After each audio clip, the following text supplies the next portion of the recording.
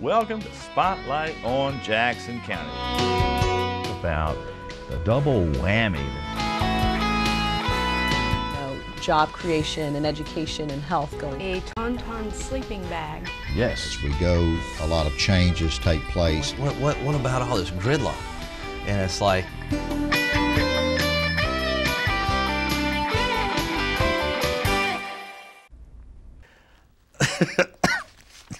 Oh, Stephen, don't do that.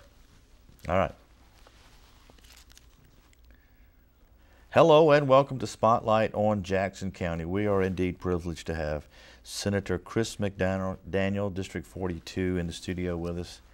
And Senator McDaniel is working on something that I feel is the most important thing that he can do, and that's a lawsuit against the insanity of Obamacare. I've said it.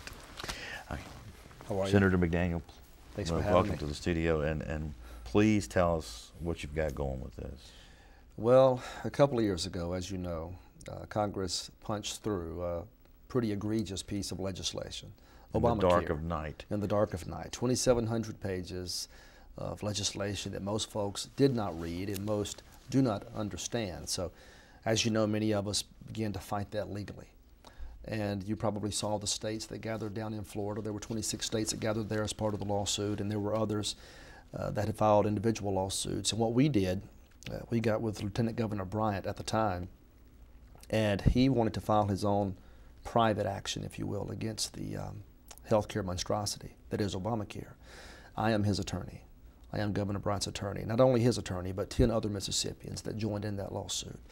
The theory being that obviously the Obamacare legislation was patently unconstitutional, and we still believe that it is.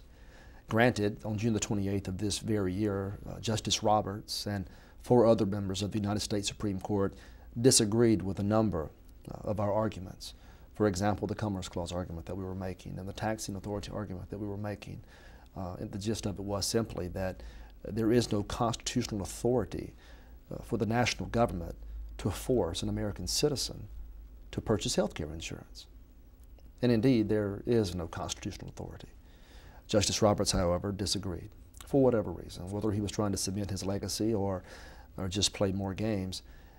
He disagreed with that assessment, and he found that the taxing authority of the federal Constitution gave Congress the authority they needed to force Americans to purchase insurance. I thought that was an unusual result, but nevertheless we have to live by his ruling. That did not, however, defeat our entire lawsuit. It did defeat most of it, but not all of it. There is one last sliver of hope remaining, and that sliver of hope deals with the issue of privacy and how it is that if we're going to be forced to enter into a private contract with a corporate stranger, what is the resulting impact of that contract? It's bad enough that we have to purchase the insurance. How much worse is it that we'll have to share our personal medical information with that stranger? And we believe that runs afoul of the number of Roe versus Wade line of cases that originated back in about 1973, perhaps even sooner in '68. And it's our hope to place what I consider to be also an egregious case, Roe versus Wade, in direct contrast, in direct conflict, if you will, with the health care legislation, hoping that one of the two will give and one of the two will ultimately lose in constitutional jurisprudence. That's the fight right now. That's the fight right now, and hopefully it will prevail. People don't realize that once this happens, not only will the insurance provider have access to everything in your medical records, so will the federal government. There's not going to be any privacy. Anybody will be able to access that information at will. That's why we believe the mandate is unconstitutional. At the end of the day, there are many things about our health records that we deem to be the most private aspects of our lives. I know people that won't even talk with their spouses about what's in their medical records. They may tell their doctors, but they won't tell their spouses. I know people who have chosen, for whatever reason, to self-insure because they didn't want those records to be privy or subject to some regulator or some insurance company. These same people now are being told that you must purchase that insurance, and by virtue of that, you'll have to share that information, not only with the insurance company, but you know ultimately where it has to go. The federal government has to underwrite this big program they've just passed. They have to understand the expenses. They'll want to see those medical records as well. And as a free American, as someone who values liberty, I don't think that's any of their business. I don't think they have any right to see my medical records. And if I want to keep it from them, that's my prerogative, not theirs. You just touched on something, because they're going to underwrite it. And I don't care what people say, they're going to consider the person's age and whether or not this is going to be profitable for the federal government to invest in, say, a knee replacement or a hip replacement if the person is beyond a certain age. I know they say there's no death panels, and I'm sorry, I believe it. They're going to decide whether or not you can have the health care you're requesting according to your age or the type of disease. It's not going to be an all-out try to save your life deal. Well, I would challenge anyone out there to name a single federal program that's been run efficiently. None. Over the last 100 years. And so to take a large segment of the economy the way they are proposing and to say that they're going to micromanage it effectively is a bit naive if we believe that. The reality of the matter is it's too diverse, the economy is. Particularly the healthcare concepts are way too diverse and too broad. There's no way the federal government can do this effectively or efficiently. But more importantly, they simply don't have the constitutional authority to take the action in the first place. And that's one of the things we all keep missing as American citizens. Yes, this is going to devastate the Medicaid rolls. Yes, it's going to hurt Medicare. Yes, it's going to be financially almost impossible to withstand. But what about our role in this government? What about the role of the Constitution in our own personal lives? At the end of the day, the federal government has gotten way too large. It has no business being in the places it has occupied. And at some point, the states and the people have to say enough. And that's what we're trying to do. We're trying to say, enough, you're too large. You're doing too much. You've exceeded your Article 1, Section 8 prerogative. And for the last 60 or 70 years, the American people have abdicated to the federal government. We don't self-govern anymore. We don't value liberty the way we once did. We give it lip service. But at the end of the day, we are giving away our rights, one by one, incrementally, to a government 1,000 miles away. Well, with all due respect, I would much rather to secure those rights as an individual and to value that liberty as an individual. I don't need Congress, with all their wisdom, making decisions for my personal life back here in Mississippi. They have their place, and it's not in my personal life. Shouldn't a lot of this be on the state level, though? Absolutely. Look, the 10th Amendment still means something. The 10th Amendment still means something. It's there in the Constitution. It has not been repealed. The reality of the matter is all powers not delegated to the federal government belong to the people and the states, respectively. And it's the people's business, it's the state's business to handle these matters, if anyone is going to. But of all people, it's not the federal government's responsibility. I mean, for goodness sakes, it's already $16 trillion in debt with no end in sight. How much more can it really do? It can't. It cannot. It cannot do what it's going to do now. That's right. But I think the misconception of a lot of people out there is that once Obamacare goes into effect fully, that it's going to be free health care. No such thing. It's not going to be free for them. No. The federal government, who, by the way, folks, and I'm going to look you straight in the camera here, that's us. Because without us, they don't have any money. They may print it, but it won't be any good. So it's the taxpayers that are supporting the federal government. And we are going to pay through the nose for this. Sure. It's one of the great delusions of our time, particularly of my generation. And the delusion is that this money just falls from the sky, whether it be grant money or whether it be money for free lunches or whether it be money for Medicare or health care, whatever the case may be, is that it just falls from the sky, that it's free. It is not free. The federal government, indeed, no government has any money whatsoever unless it first takes the money from the productive members of society. And it does so by force. If you don't think that's the case, try not paying your taxes next time. The reality of the matter is that it's taking far too much, trying to do way too much, and doing it far less effectively than the private market can do, or that you can do, or that I can do. And we have a group of people that have grown up in this system that believe it's free, that believe everything's going to be free. And they're not a bit concerned about tax increases because they're not paying the taxes in the first place. And these are people that are the free riders. The reality of the matter is our government has a place. Our state government has a place. It has a role. And the people have a place in the role. But to believe that these things are all free is an illusion. And it's an illusion of prosperity that we can no longer afford to believe in. Not when you're $16 trillion in the hole. Some tough decisions have to be made today, not tomorrow. They have to be made today if we're going to save this republic.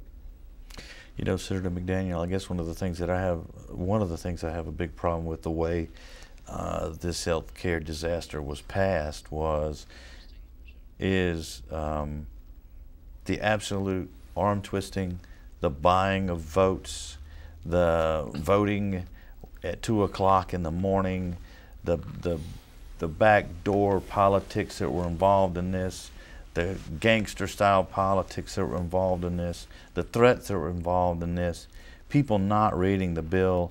I cannot understand how the American people are standing still for this.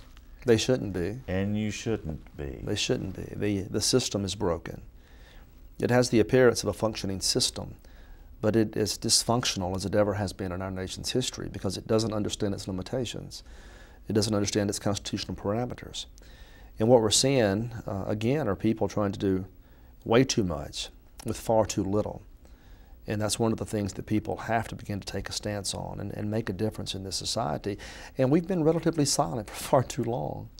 And I'm hoping at the very least that this election cycle, that what we've seen in the last few years will wake Americans up because we can't afford to sleep much longer.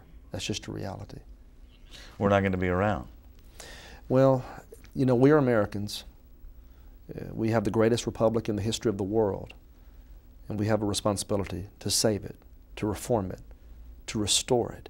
If we do not restore it, the America that we've always grown to love, it will not be the same place. The reality of the matter is, from a financial standpoint alone, just speaking fiscally, and this is one of the things most folks never want to discuss, $16 trillion in the hole, no end in sight in the spending, and no one with the guts to make the cuts necessary to salvage the deficit spending.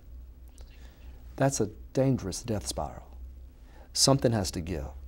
We have to elect people that are willing to make the tough decisions. Will there be some discomfort? Absolutely. Is that necessary to reform and restore this republic? Absolutely. Then if there's going to be trouble or discomfort, let's at least let it be in our time. Let's not kick this can down the road. I don't want my children to have to inherit these difficulties. We can fix this right now if we'll stand to be strong and insist that it be corrected. It's up to the people. Is there a possibility if the election goes against President Obama and he's no longer in there that this health care debacle could be reversed? Well, I hope so. The Republicans have given a great deal of discussion and lip service to the idea of repeal. But then again, I've seen other Republicans talk about repeal and replace. That's the wrong approach. We don't need to repeal and replace. We need to repeal every word, every sentence, every comma. There's no constitutional authority for what they've done. There need to be reforms in the healthcare arena, but not from a federal level. That's never been the answer. It will never be the answer. So I'm not in agreement with replacing it. I'm in agreement with repealing it. And that's what I'm hoping that Congress does. Is there a realistic chance of that happening? Not as long as the Democrats hold the presidency, because he'll just veto the reform. And we don't have the numbers to overcome his veto in either chamber. So as long as he holds the presidency, the reality is it's probably not going to be repealed. You know, Senator McDaniel, I'll go back to the World War II years when Americans were so patriotic that they were living with food rationing, gasoline rationing, all kinds of sacrifices that were made in order for us to win that war. Right. In order for not only America to remain free, but for the entire world Sure. We, the Americans who went to war in World War II, saved the world for democracy. Sure. Americans, you have to get back to that point. You cannot sit by idly and let the federal government steamroll us any longer. I'm not advocating revolution. I'm not advocating any violence. You got to become engaged. You got to find out what's going on. You got to become informed. You got to talk to your senators, talk to your congressmen, tell them what you want them to do. And if you don't understand something, find out. That's what this show is all about. We've got you here so you can tell us what's going on. Sure. This is going to be a disaster for the state of Mississippi if it's allowed to go. Absolutely. Financially. Financially, not just for the state of Mississippi, for the entire republic. But yes, financially speaking, Mississippi cannot afford the expansion of the Medicaid rolls. It just simply cannot. It'd be great to debate that point and try to determine if there's money out there, but I can tell you from experience there is no additional money, and there's not going to be any additional money.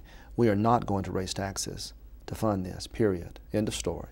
So, with that being said, there's absolutely no way that Mississippi can expand its Medicaid rolls at this point in time. It simply cannot. It's not fiscally possible. So everybody who thinks it's going to be free, I mean, there's a possibility that we're going to get decreased services. I mean, I know doctors who are saying, all right, it's over. I don't want to practice medicine anymore when this thing happens. I'm hearing it. That's really going to hurt me, the patient, hurt you, the patient, hurt people, you know, who are trying to go to their doctor. He's not going to be there. He said, I'm quitting. I'm hearing it as well. And even if it were just a small number that decided to step away, we already have a doctor shortage in large parts of this state. We really can't afford to lose any more because of Obamacare. But that's exactly what's going to happen.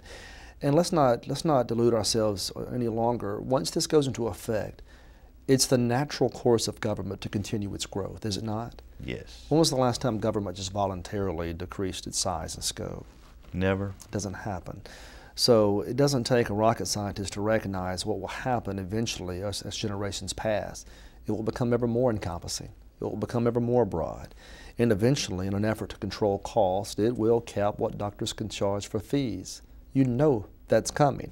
It will cap what doctors can make eventually to control these costs, and perhaps other types of caps and cost control measures. But that's precisely why it doesn't belong in the market in the first place. That's not the federal government's call. It's the market's call. It's the doctor's call. It's the individual patient's call.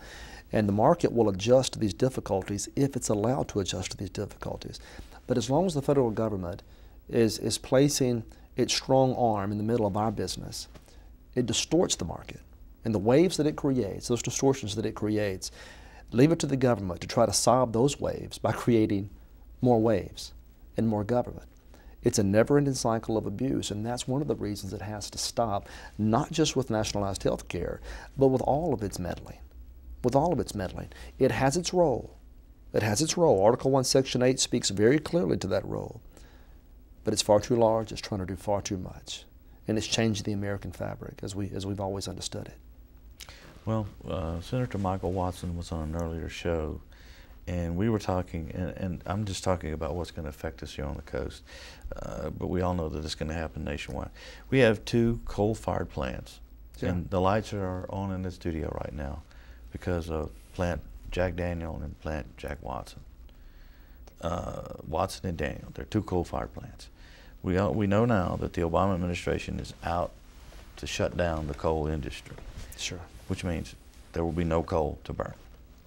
Our electricity rates have already gone up tremendously.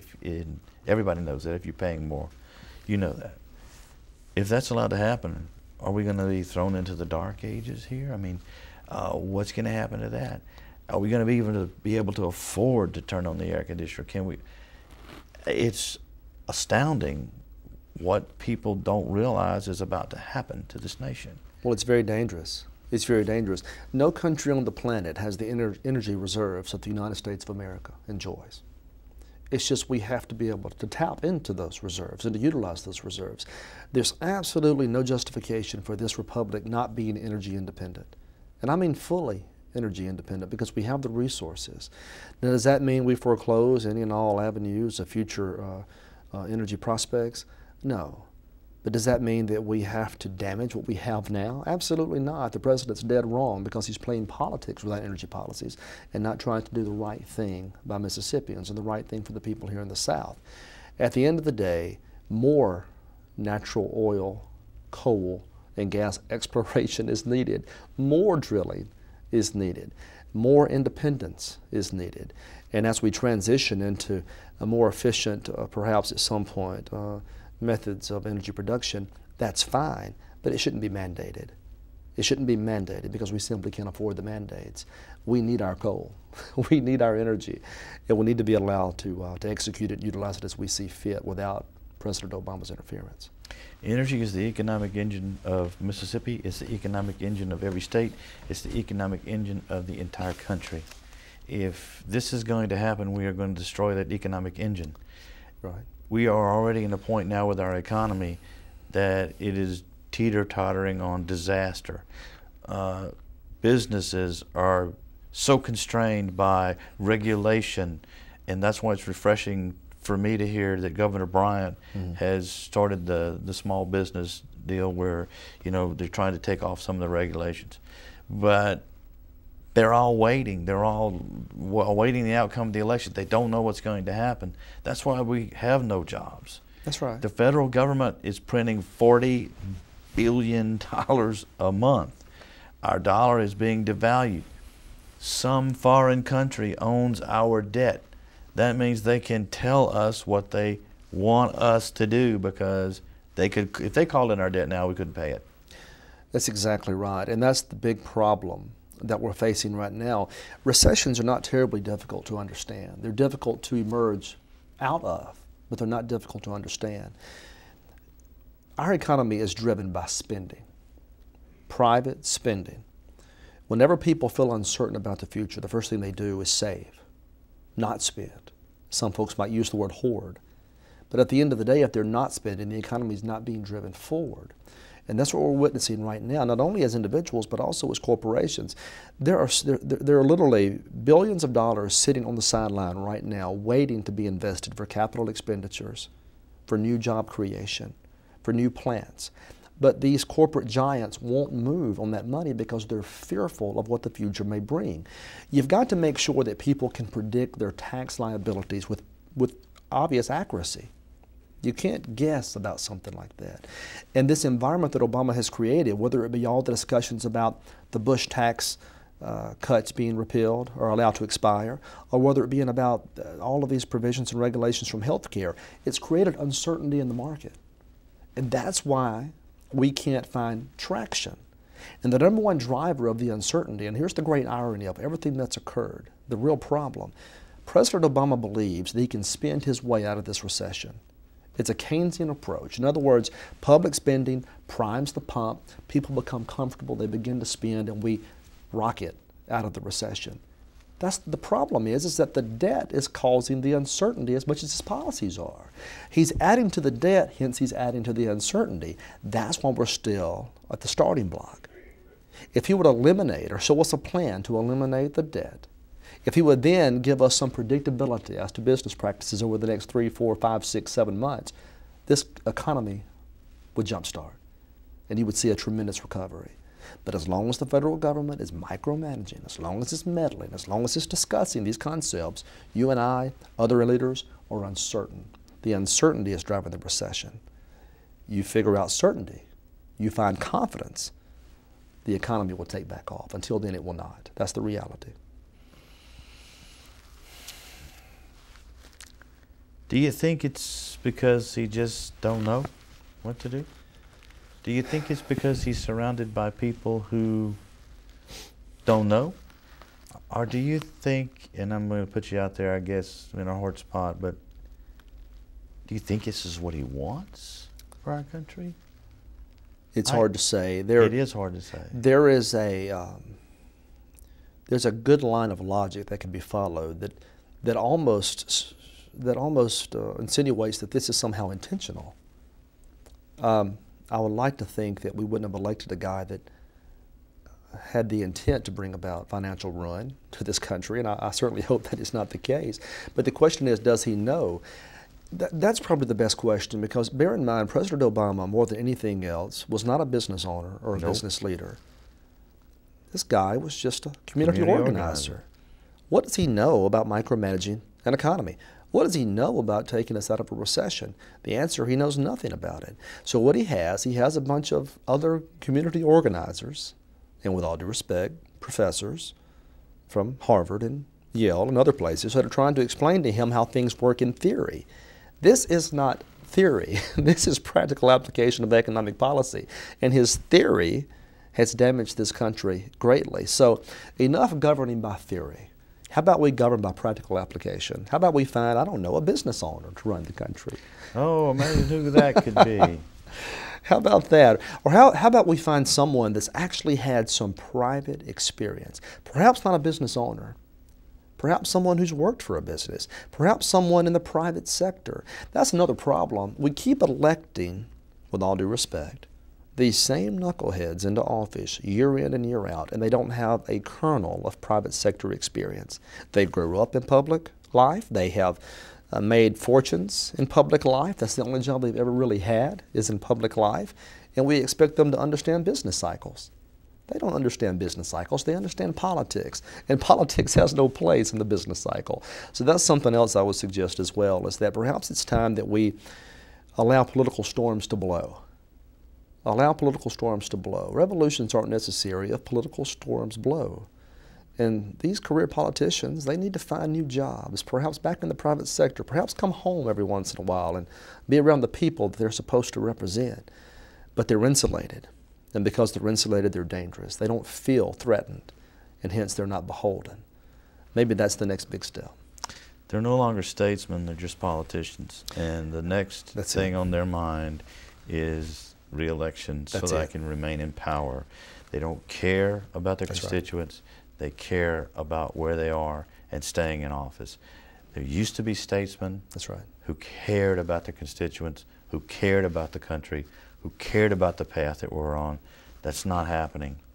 No. And the way that we can change that, folks, is become an informed citizen who votes for the future of the nation. Allow the storms to blow. There's nothing wrong with political storms. There's nothing wrong. And I tell people this all the time. Even if I'm cast out of office, that's okay, as long as the storms are blowing. Because the people are speaking when the storms are blowing. It's not my government. I'm just a senator. It's the people's government, and it's always been their government. And as long as they're placing their will in effect, as long as they're making sure the Constitution is being abided by, we need to respect that, even if it causes the discomfort that we spoke about earlier. But people have to get informed. They have to be involved. This is a very serious time in our nation's history. We don't have 4 more years or 6 more years to keep kicking this can down the road. That's just not likely. We turn today. We have to turn around today, even if it causes the discomfort we've discussed. It has to happen now. Well, I see that how brave you are. I see how brave Senator Michael Watson is when it comes to tough decisions, and we thank you for what you're doing. It takes that kind of dedication, and it takes someone like yourself to help us make the change. And I can't thank you enough. We've gone through the whole show. We didn't even take a break, and I just let it go. So I made an executive decision here. We appreciate what you're doing with the lawsuit, Senator McDaniel. We need that to be turned around for everyone. That's the only way we're going to make it. Absolutely. We can't afford it. Absolutely. Can't afford it. It can't be allowed to survive. No. It has to be repealed. Thank you for your dedication. Thank you. I appreciate your time. And thank you for what you're doing for Thank you. Very kind. The state. Thank you. And thank you for watching this very important edition of Spotlight on Jackson County. If I've gotten on my political stump, you know who I am, and you know I do it all the time. So appreciate you watching the show. We'll see you again next time.